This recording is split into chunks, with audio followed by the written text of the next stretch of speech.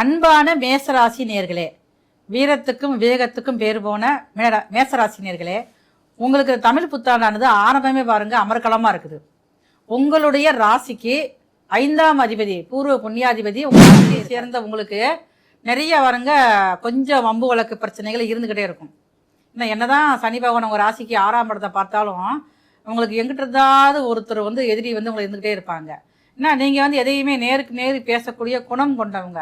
அதுவே பாருங்கள் உங்களை எங்கேயுமே பாருங்கள் ஒரு பகைமையை கொண்டு வந்து கொடுத்துரும்.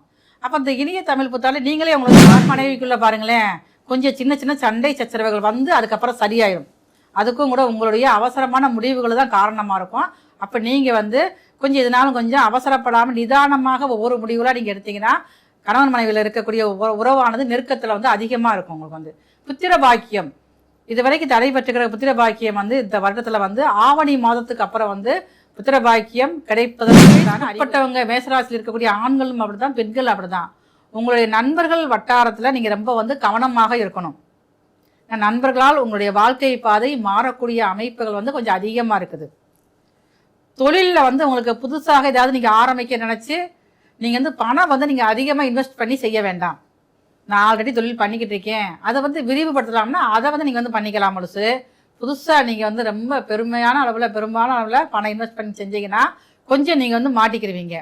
நான் வேலை பார்த்துக்கிட்டு இருக்கேன், நான் அரசாங்க வேலை பார்த்துக்கிட்டு இருக்கேன், தனியார் வேலை பார்த்துக்கிட்டு இருக்கேன், எனக்கு அதில் இடமாற்றம் வேணும் அப்படின்னா உங்களுக்கு அதில் இடமாற்றம் ஏற்படுவதற்கு வாய்ப்பு இருக்குது.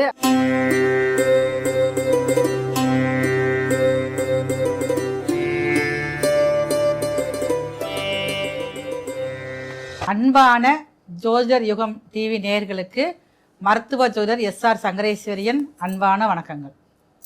தமிழ் புத்தாண்டு 14/4/2026 காலை 9:30க்கு ரிஷப லக்னத்தில் இந்த இனிய தமிழ் புத்தாண்டானது பிறக்குது.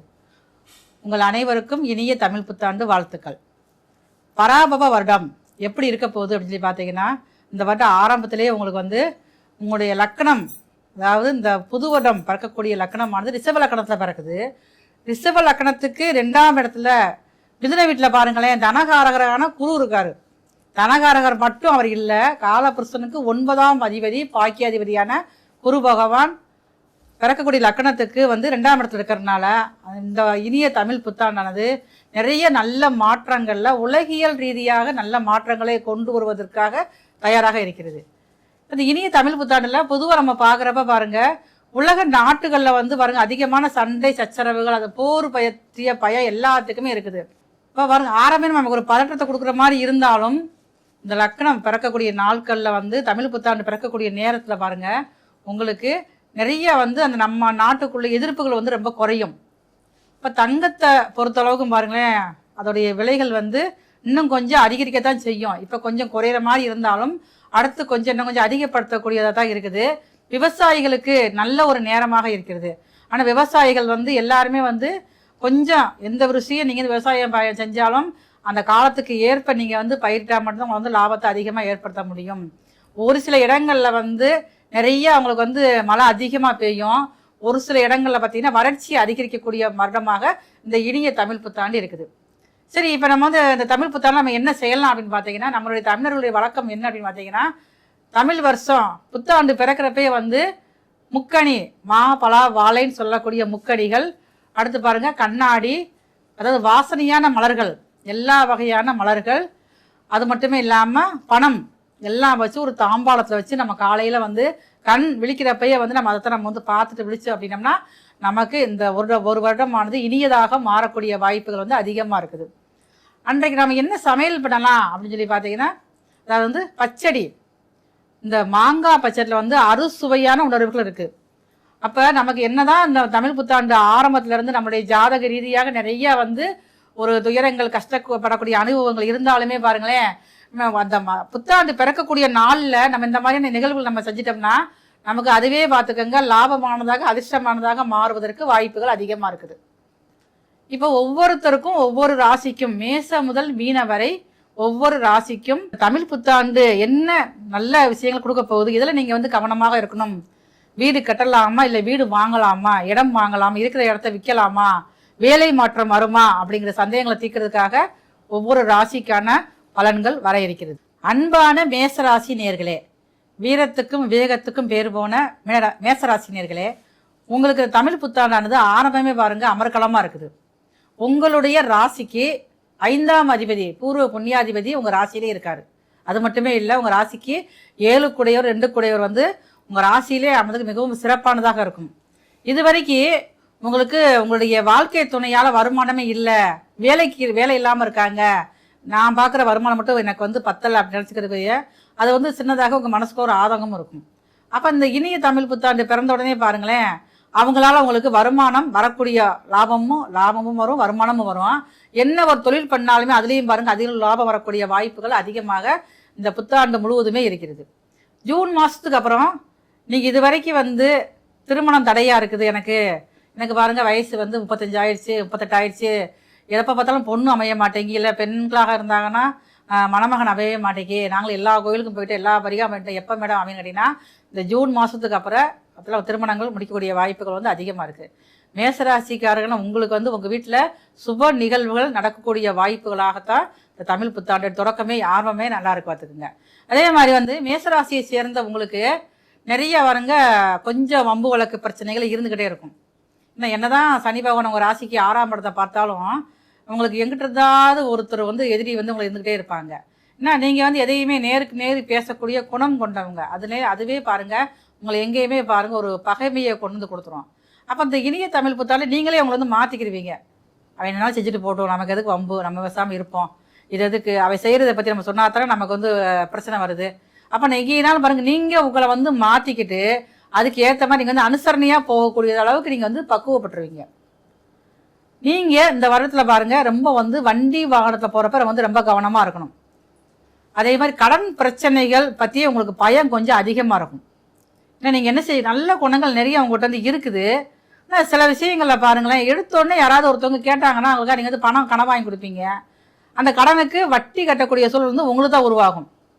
நீங்கள் கடன் வாங்கி கொடுத்தவங்க அவங்க நினைச்சுவாங்க, அவங்க வந்து கொஞ்சம் நீ பார்த்துக்கிட்டு நீ தானே வாங்கினேன், கொஞ்சம் நாளைக்கு அனுசரித்து கொஞ்சம் சொல்லிடுவாங்க. அதுக்காக நீங்கள் இறக்கப்பட்டு நீங்களே அதில் சிக்க ஆரம்பிச்சிருவீங்க. இந்த வருஷத்தில் ஆரம்பத்துலேருந்து கடைசி வரைக்குமே நீங்கள் வந்து எந்த ஒரு பிரச்சனையாக இருந்தாலும் யாருக்குமே வந்து கடன் கேட்டாலும் நீங்கள் வந்து வாங்கி கொடுக்காதீங்க. அப்போ தான் நீங்கள் கொஞ்சம் நிம்மதியாக இருக்க முடியும். கணவன் மனைவிக்குள்ளே பாருங்களேன் கொஞ்சம் சின்ன சின்ன சண்டை சச்சரவுகள் வந்து அதுக்கப்புறம் சரியாயிடும். அதுக்கும் கூட உங்களுடைய அவசரமான முடிவுகள் தான் காரணமாக இருக்கும். அப்போ நீங்கள் வந்து கொஞ்சம் இதனாலும் கொஞ்சம் அவசரப்படாமல் நிதானமாக ஒவ்வொரு முடிவுகளாக நீங்கள் எடுத்தீங்கன்னா கணவன் மனைவியில் இருக்கக்கூடிய உறவானது நெருக்கத்தில் வந்து அதிகமாக இருக்கும். உங்களுக்கு வந்து புத்திர பாக்கியம் இது வரைக்கும் தடைபட்டுக்கிற புத்திர பாக்கியம் வந்து இந்த வருடத்தில் வந்து ஆவணி மாதத்துக்கு அப்புறம் வந்து புத்திர பாக்கியம் கிடைப்பதற்கு உண்டான அறிகுறிகள் தென்படும். அடுத்து வந்து நீங்கள் வெளிநாடு போக நீங்கள் வந்து யோசிச்சுக்கிட்டே இருப்பீங்க. அப்போ இந்த வருடம் நீங்கள் பிறந்த உடனே ஜூன் மாதத்துக்கு அப்புறம் அதுக்கு உண்டான முயற்சிகள் எடுத்தீங்கன்னா நல்ல ஒரு அமைப்பாக இருக்கிறது. மேசராசியில் பிறந்த மாணவர்கள், நான் வந்து கல்லூரியில் படிச்சுக்கிட்டு இருக்கேன், இல்லைன்னா பள்ளியில் படிக்கிற மாணவர்கள் வந்து இந்த வருஷம் முழுக்கவே நீங்கள் வந்து கவனமாக இருக்கணும்.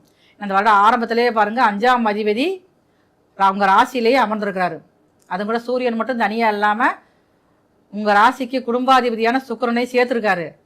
அப்போ இந்த பள்ளியில் படிக்கும் மாணவர்களுக்கு பார்த்தீங்கன்னா சின்ன சின்ன சபல எண்ணங்கள் அதிகரிக்கும். ஏதாவது வந்து புதியதாக ஒரு காதல் உணர்வுகள் தோன்றும். அப்போ இந்த வயசில் சரியானா அது உங்களுக்கு வந்து சரியில்லாத நேரம் தான் இது வந்து. ஏன்னா இப்போ வரக்கூடிய காதலும் நிரந்தரமானதாக அவங்க வந்து இருக்காது, உங்களுடைய படிப்பில் தடை ஏற்படுத்தக்கூடியதாக இருக்கும். அப்போ இந்த காலகட்டம் அதுக்கு சரியானதாக இல்லை. இப்போ 20 வயசுக்கு உட்பட்டவங்க மேசராசியில் இருக்கக்கூடிய ஆண்களும் அப்படி தான், பெண்கள் அப்படி தான். உங்களுடைய நண்பர்கள் வட்டாரத்தில் நீங்கள் ரொம்ப வந்து கவனமாக இருக்கணும். நண்பர்களால் உங்களுடைய வாழ்க்கை பாதை மாறக்கூடிய அமைப்புகள் வந்து கொஞ்சம் அதிகமாக இருக்குது. தொழிலில் வந்து உங்களுக்கு புதுசாக ஏதாவது நீங்கள் ஆரம்பிக்க நினச்சி நீங்கள் வந்து பணம் வந்து நீங்கள் அதிகமாக இன்வெஸ்ட் பண்ணி செய்ய வேண்டாம். நான் ஆல்ரெடி தொழில் பண்ணிக்கிட்டு இருக்கேன், அதை வந்து விரிவுபடுத்தலாம்னா அதை வந்து நீங்கள் வந்து பண்ணிக்கலாம். முழுசு புதுசாக நீங்கள் வந்து ரொம்ப பெரும்பாலான அளவில் பணம் இன்வெஸ்ட் பண்ணி செஞ்சீங்கன்னா கொஞ்சம் நீங்கள் வந்து மாட்டிக்கிடுவீங்க.